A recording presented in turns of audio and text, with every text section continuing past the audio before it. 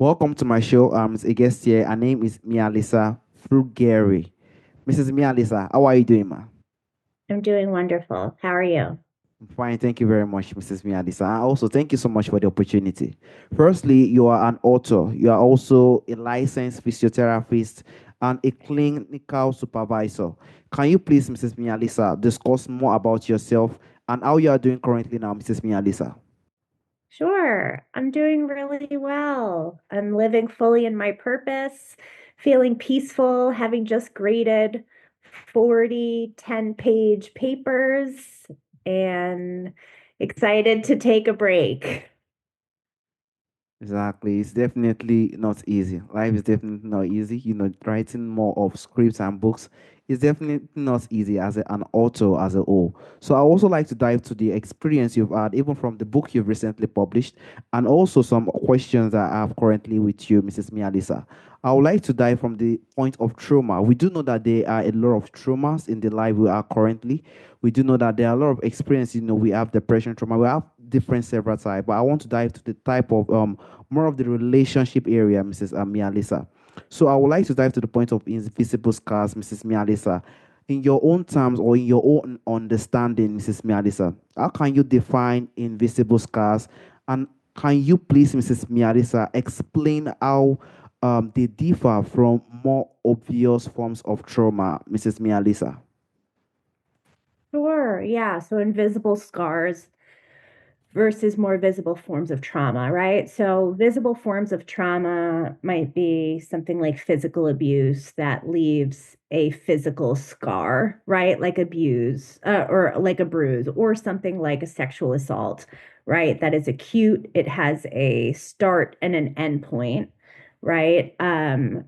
Conversely, invisible scars that get created through relational trauma, you want to think of it as like many paper cuts over time, right? So, a really good metaphor for that is racial microaggression, right? So something that gets said in the workplace that is insidious, but it is grounded in racism, right? Relational trauma has the same experience. So if you think about the idea of being chronically unseen by a parent or a caregiver, that's something that might happen thousands of times during the course of your childhood. So a perfect example of that might be you're a kid and you're crying, you go to your caregiver and they say, stop crying, don't cry, or I'll give you something to cry about, right? If that happens over and over and over again, what you learn as a child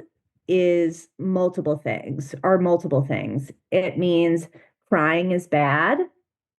I can't get what I need from my parent, and I can't, what will also end up happening is you won't be able to learn how to self-soothe a very common human emotion, such as sadness, right? So many things end up happening just from that tiny little moment that happens over and over again, right? You just learn crying is wrong.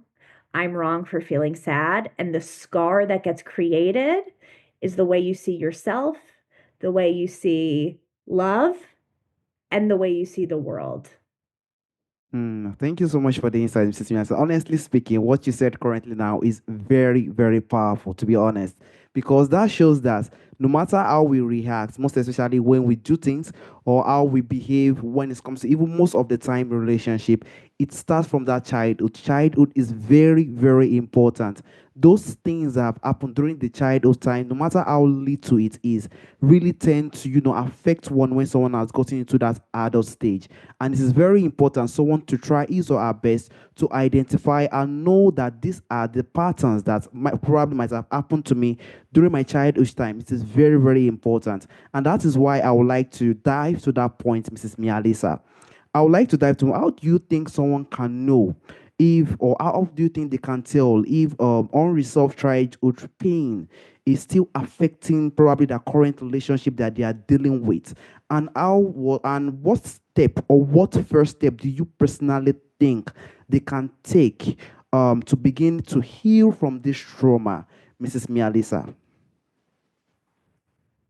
So I'm going to say something a little bit bold, right? You're asking me like, how does someone know if they are experiencing what I just outlined?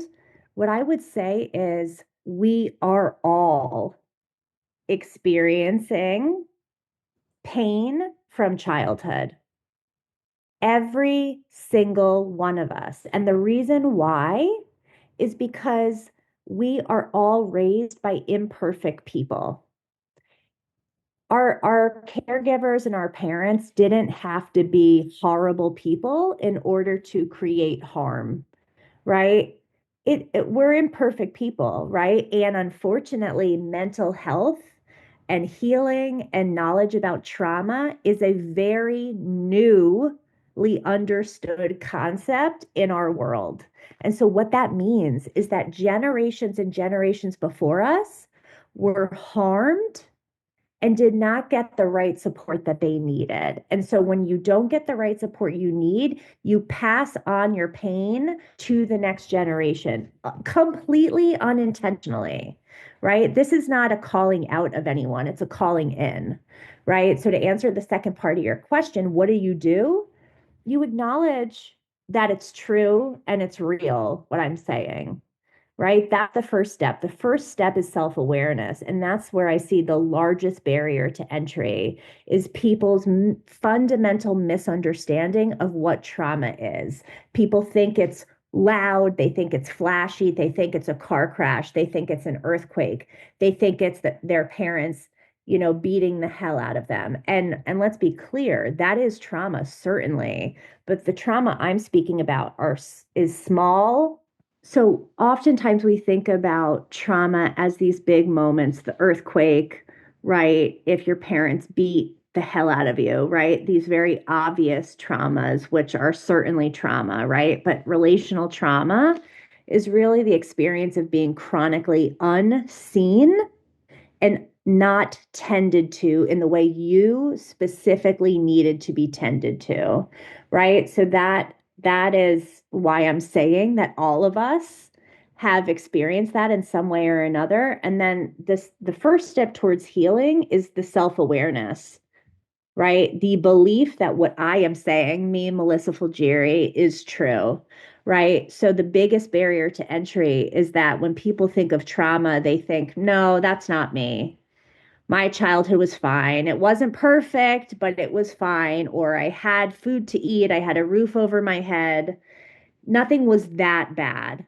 That is the biggest barrier to entry because what you're doing is you're comparing your pain, your legitimate pain, to someone else who you in your mind think had it worse off, right? That is the thing that stops people from getting the support they need more often than not. It's comparing your pain to another and saying, my healing isn't legitimate. My pain isn't as bad because someone else had it worse. That is the biggest barrier to entry I see. Hmm. Honestly speaking, what you also said in those areas are also very beautiful, and it is very, very powerful. In those perspectives, even I can even agree with you that even my own personal parents are also not all, perfect in some circumstances when they were also raising, I will have to be honest with you, during my own time, my mom would say every single time you have to be in the house, and that is how I am currently. I'm always in the house. So that is how it has developed. So every single areas, there is no parent that is obviously really perfect. So every single person will always have that pattern that definitely affects one another in in the way we really react in our time today, which shows that the childhood is the most important area when it comes to a lot of things. And that is why when it comes to probably areas like relationship stuff like that, we do have to know how to try to understand the other side, try to know how to just get the perspective, because different background is very powerful to really and it really takes time, but someone have to just have the sense of patience. I really thank you so much for the insight, Mrs. Mialisa. And I also like to dive to the point of society, community. We do know that there are not much of a community currently in our time. Currently, we're only more on the digital area. But in your own perspective, with your experience you've had, Mrs. Mialisa, how do you think society perpetuates the silence or probably the shame around relational trauma, especially in men, most especially in men or marginalized communities, Mrs. Mialisa? Well, I'm located in Lagos State in Africa, Mrs. Nigeria. Mialisa. Yes. In Nigeria. Okay, fantastic. So, um, American context, and right, I only have limited experience in West Africa. So you'll have to tell me if this is cross-cultural, but at least in my experience in America, men are raised to see vulnerability as the antithesis of masculinity, right? So if a man is vulnerable, they are inherently seen as less masculine. The worst thing a man could be when they are raised is to be feminine. And being feminine includes being vulnerable, needing help, being dependent, right? So men get stuck because they are raised to see vulnerability, which is literally the antidote to healing, as feminine, right? And so this is why in the States, at least, we're having this male loneliness epidemic because men are not raised to prioritize friendships.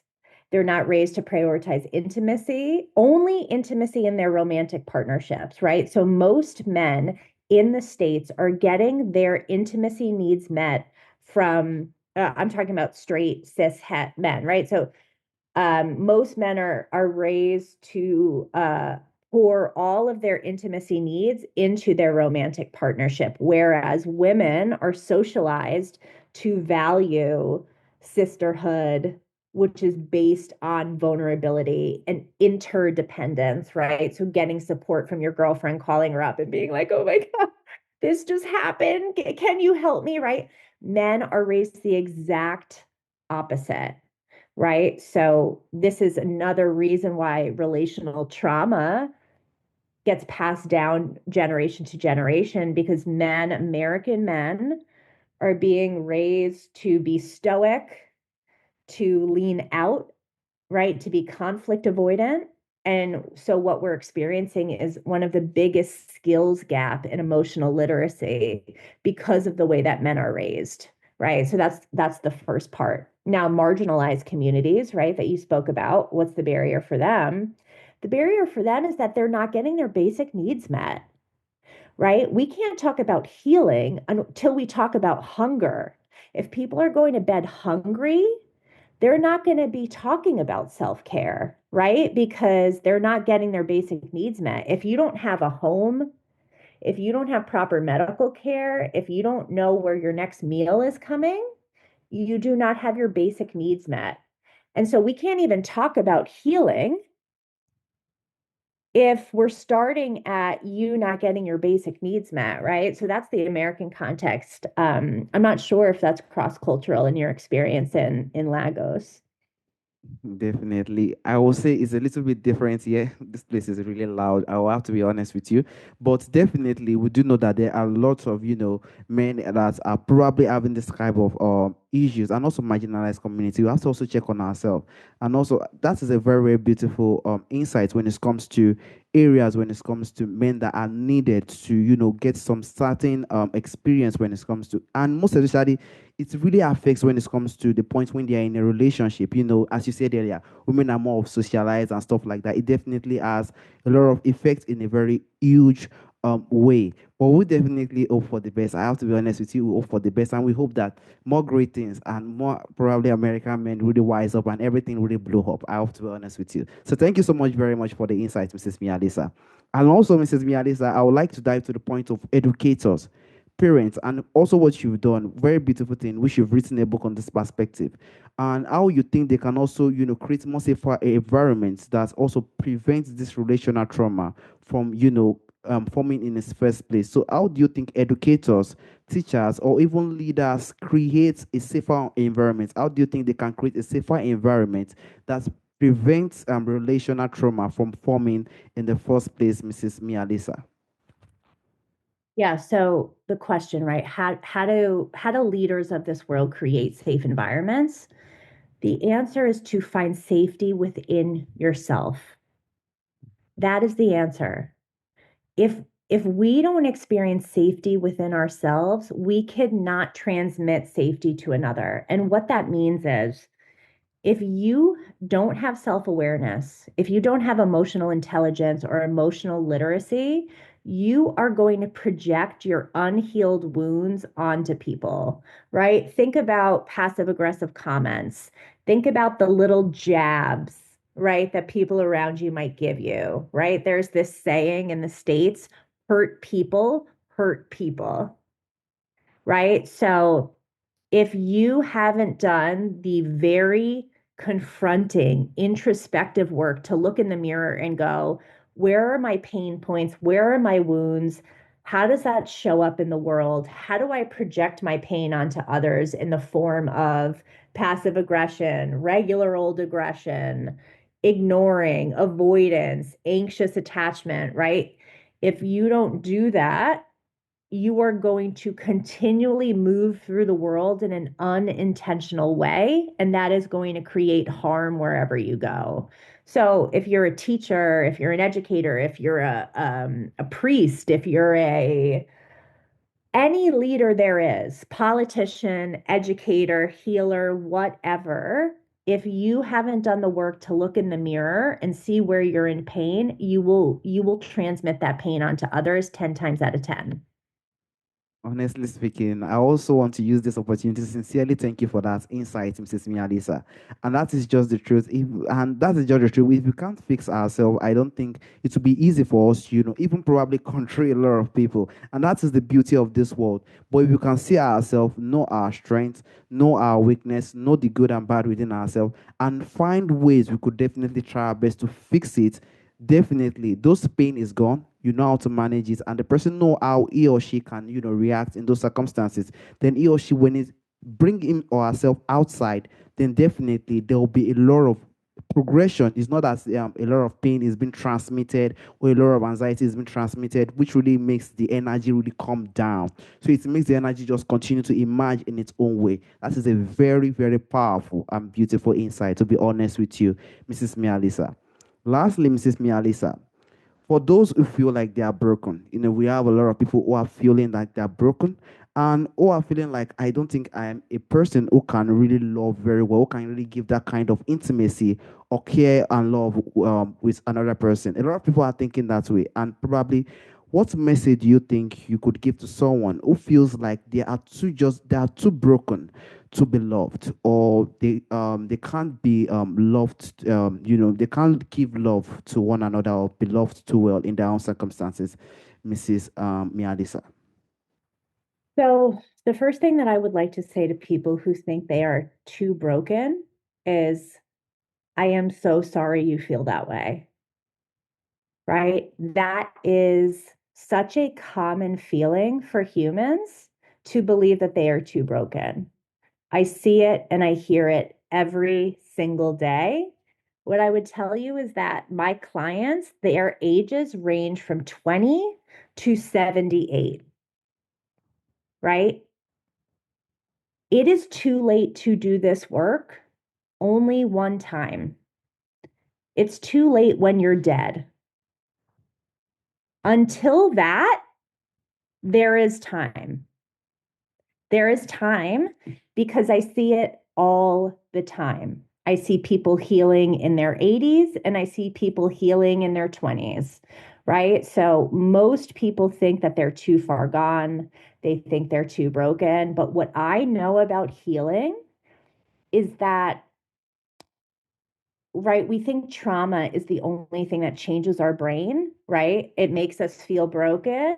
But what we also know from a neuroscience perspective is that healing also changes our brain, right?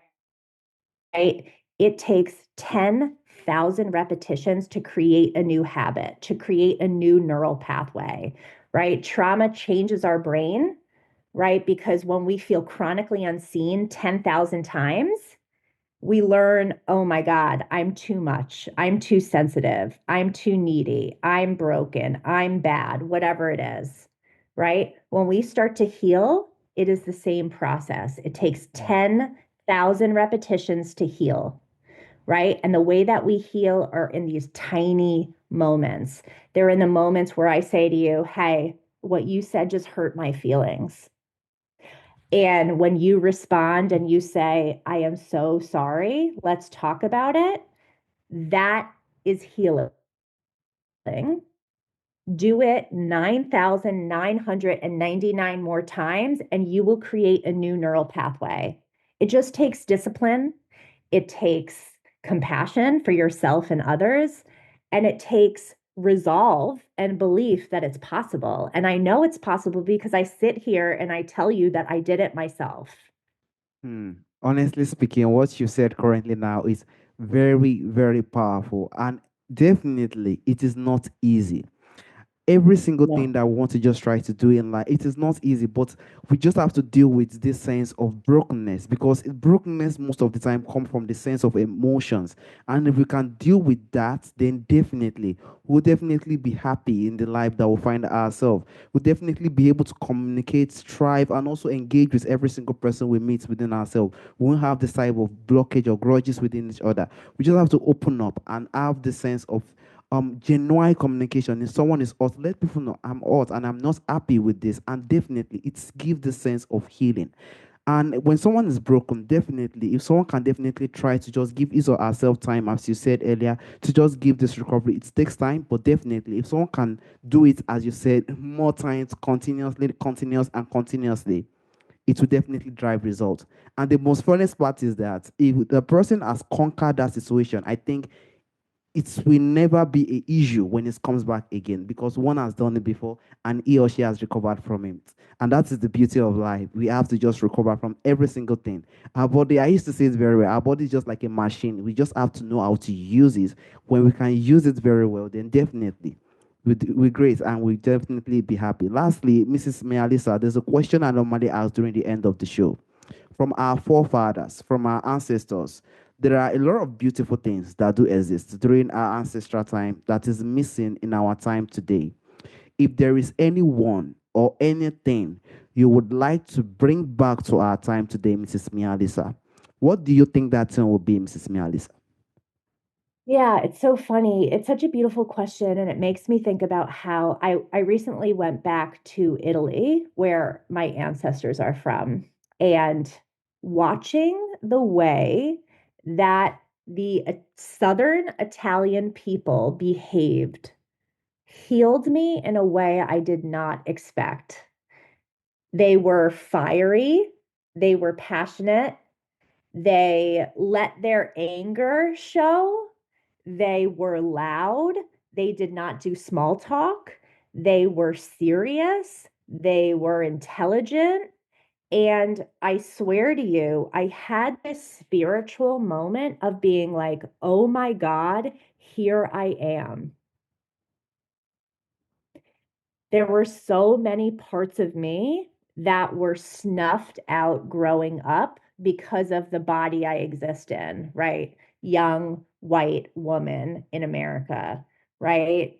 There were so many parts of me, my rage, my anger, my sadness, that were seen as bad, wrong, too much, too dangerous. And when I went back to Italy and I saw these women so mad, so passionate, so profound. I was like, there I am. There I Definitely. am. Definitely, I completely agree with you. Honestly speaking, I have to be honest with you. Firstly, I really realized when I saw Mia Lisa Fulgieri, I do knew that you will be from a background in Italy, but definitely I was 100% correct. And that is the beauty of life. You know, our background really shows who we really are. We see every beauty and that sense of feeling, and that is how powerful it is, honestly speaking. That sense of feeling that I am really at home is always there, and we see our people, we feel our people, we see the background, we see how we react and things like that. That shows the beauty of the life that we are currently. We do know that we are always in a lot of situations and things like that, but we do know that when we see this kind of culture and a lot of things during our forefathers' time, there are a lot of beautiful things that do happen that time. And when one see it, and that shows the beauty of the life that we have, and it shows the sense of calmness and humility that we definitely need. And that is what I personally see you seeing during that time you went to your background area. And that is very bitter. I'm so happy you had the opportunity to go there during the life you have come for in this time currently. Thank you so much, Mrs. Mesa. I also want to use this opportunity to thank you for the opportunity and the time. Honestly speaking, I never believed this will happen, but it's actually happened. So it's definitely an opportunity and a time and that you've given to me to speak on this perspective or this trauma which has come to the area of relational. Thank you so much, Mrs. Mia Lisa. You're so welcome. Thank you for having me. All right, Mrs. Mia Lisa. Have a wonderful day. Bye bye. Bye.